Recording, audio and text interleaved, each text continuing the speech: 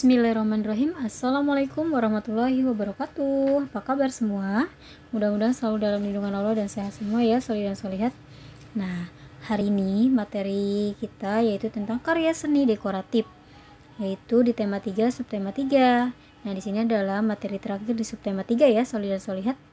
Nah, mudah-mudahan kalian bisa menyimak materi hari ini ya dengan baik.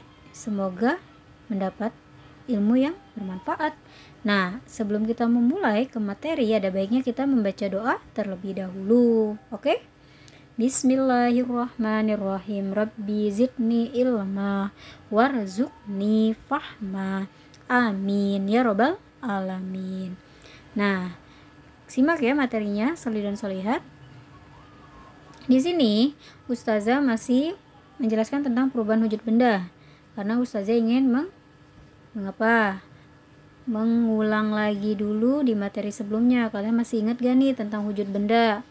Ya, wujud benda itu ada berapa sih?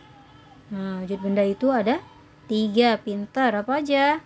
Yaitu benda padat, yang kedua cair, yang ketiga apa? Gas. Nah, mereka memiliki sifat yang berbeda-beda ya. Benda padat, benda cair, dan benda gas ya.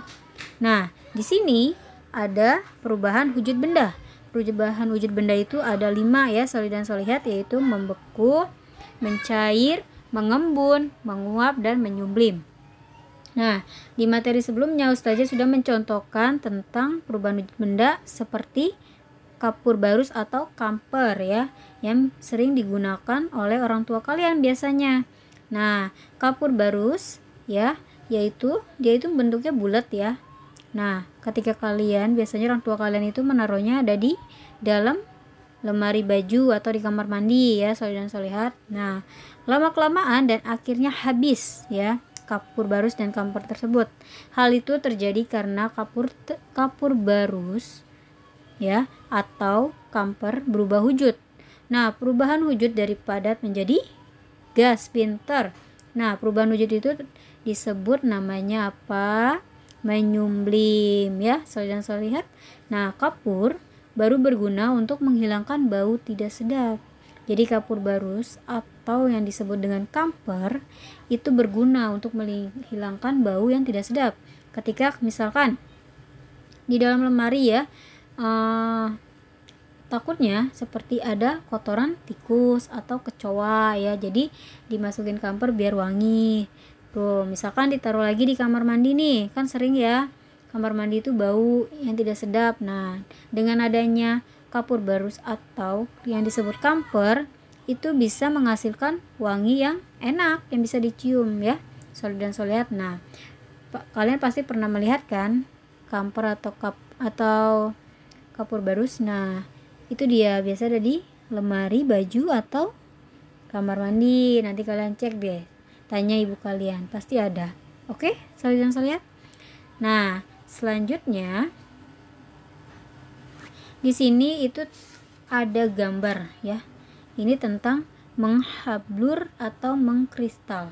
Apa tuh mengkristal?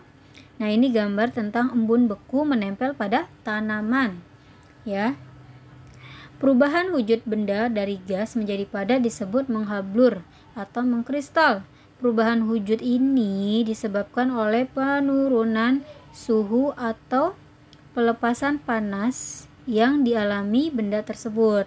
Di negara-negara, biasanya nih di negara 4 musim, dapat ditemukan embun beku di pagi hari pada musim dingin. Nah, embun beku ini seperti kristal es yang menempel pada tanaman ya. Nah, hal itu terjadi karena uap air di udara yang berwujud gas berubah menjadi padat. Betul, solih dan solihat. Nah, mengembun juga bisa terjadi di jendela kaca ketika sedang hujan ya. Kalian pasti pernah lihat ya, ketika cuaca sudah dingin pasti kaca kalian mengembun. Kalian pernah lihat lah pasti ya, solih dan solihat. Nah, selanjutnya kita masuk tentang karya seni dekoratif ya, solih dan solihat. Nah, ini tentang apa sih karya seni dekoratif Ustazah?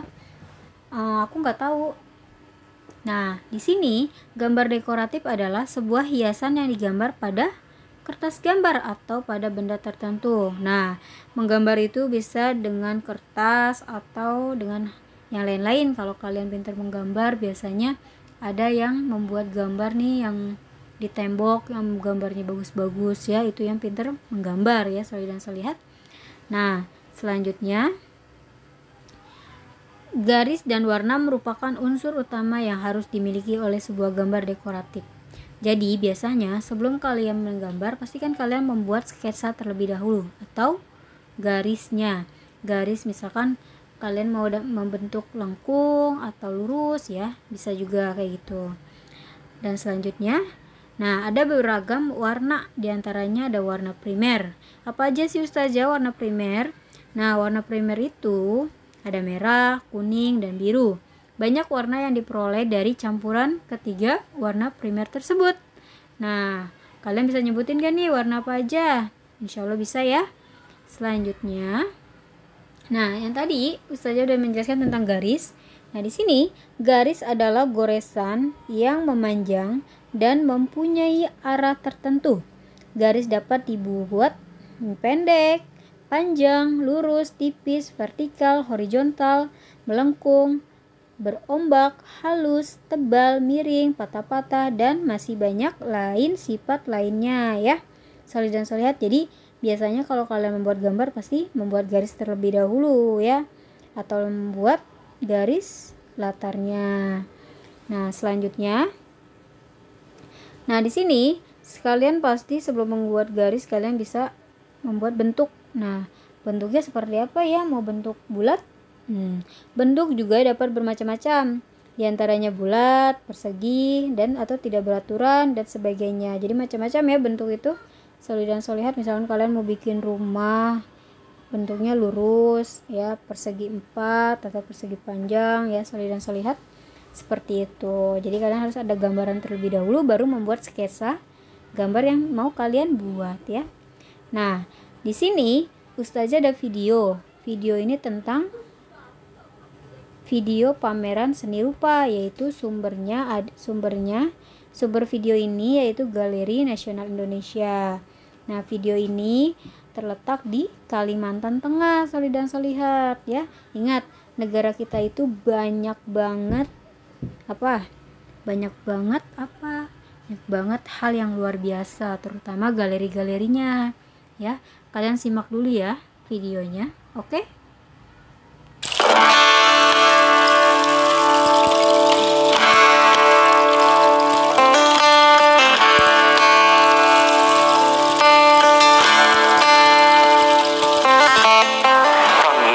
Rasanya ingin agar orang tahu bahwa ada benda-benda seperti ini yang mengiringi kebudayaan orang Dayak. Orang mengenal, orang tahu, orang masyarakat aslinya punya keinginan untuk ikut melestarikan dan menggali.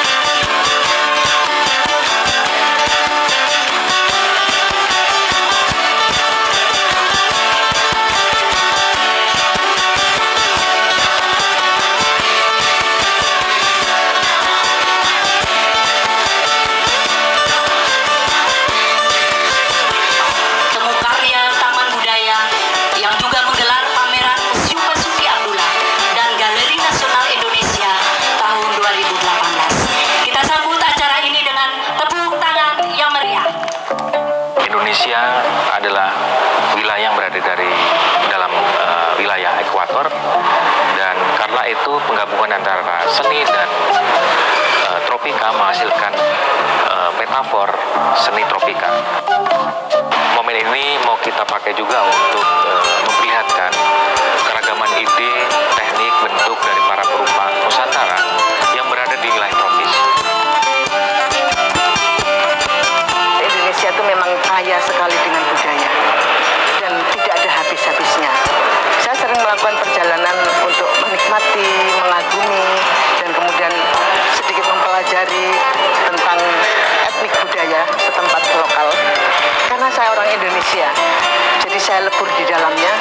Kemudian ketika banyak sekali input yang saya peroleh dari saat ke saat saya menikmati budaya Indonesia, semakin saya menjadi orang Indonesia, dan itu adalah inspirasi yang tiada habisnya. Seperti pada lukisan saya ini, itu pun tentang Indonesia, menurut visi saya sebagai orang Indonesia.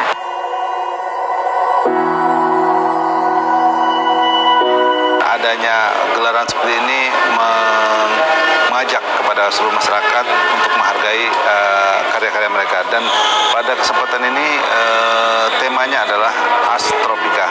Di daerah kita adalah daerah yang masih cukup hijau, dan tadi ada saya lihat kreasi-kreasi berkenaan dengan kehidupan hutan, harapan-harapan ke depan terhadap hutan, bagaimana pelestarian hutan. Dan ini saya menyambut baik dan mengapresiasi, sehingga ini adalah bagian daripada persembahan dari teman-teman seniman terhadap masyarakat Kalimantan Tengah.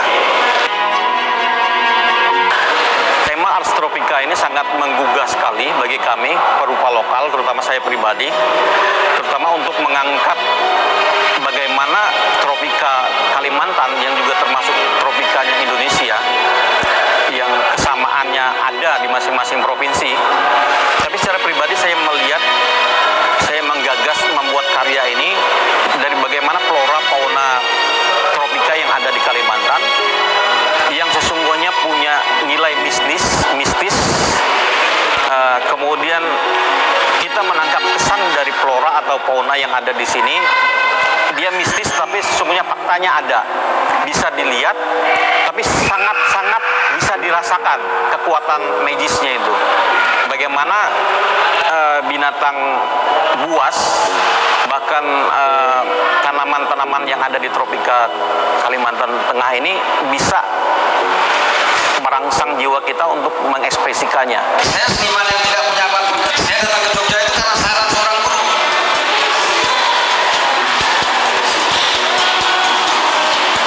Ars Tropica itu sendiri bagi saya identik dengan keberagaman, saya rasa ya. Bagi saya yang ingin disampaikan dalam karya saya sendiri, bagaimana kita tetap istilahnya menjemput kebinekaan dan merayakan keberagaman itu tadi. Nah, kalau hal-hal yang menginspirasi kekaryaan itu bisa kita mengambil dari lokal wisdom tadi. Budaya Dayak bisa mengambil dari budaya yang ada di negeri sendiri. Saya sebagai orang Minang yang tinggal di Jogja juga pasti tidak akan pernah melupakan akarnya.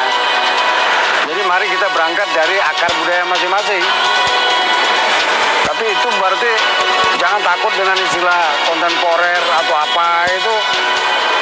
Justru itu yang kontemporer, kita tetap tidak melupakan akar.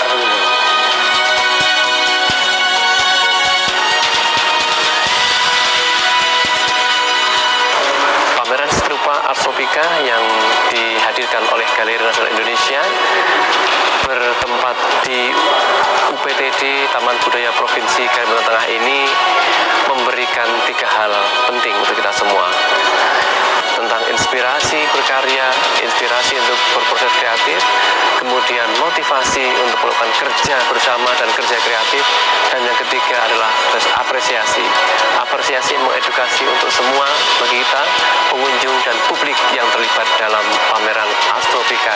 Sekali lagi selamat kepada seluruh peserta, selamat kepada seluruh tim Galeri Nasional Indonesia dan semua pihak yang telah bekerja dengan baik untuk terselenggaranya pameran Ars Tropica kali ini.